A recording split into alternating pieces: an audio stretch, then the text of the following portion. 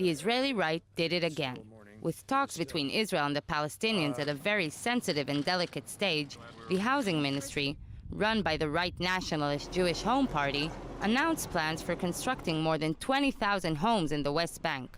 The harsh responses were not long in coming. All the Israelis' behaviors, whether on the negotiation table or on the ground, show one thing, and that is they are making Kerry fail, and the Israelis alone should be held responsible. We were surprised by these announcements and are currently seeking further explanation from the government of Israel. Israeli Prime Minister Benjamin Netanyahu, horrified by the backlash, immediately distanced himself from the decision and did his best to emphasize that it was not coordinated.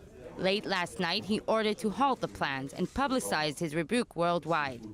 The international uproar clearly caused Netanyahu to take this rare step, but the incident, initiated by the housing minister Uri Ariel, is not the first.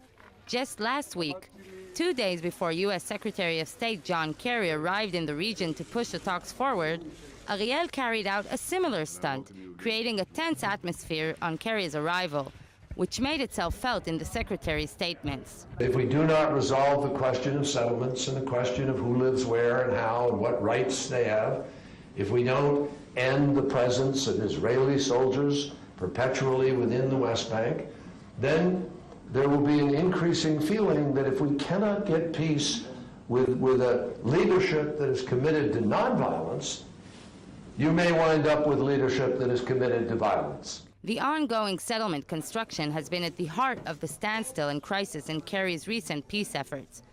The Jewish Home and members of the ruling Likud Beitenu party refused to put any constraints on the Jewish presence in the West Bank, and the Palestinians refused to accept the growing settlement activity during the talks.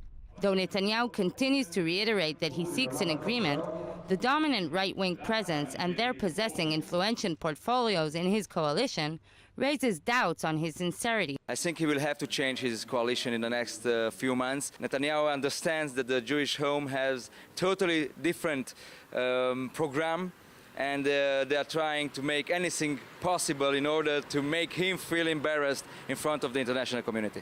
Netanyahu does have a choice, other than to put up with the right wing trying to sabotage negotiations. But in order to push through any conceivable peace plan, he will have to do some political reshuffling and turn his back on his electoral base. At this point, with the current talks not very promising, it seems unlikely he will do so.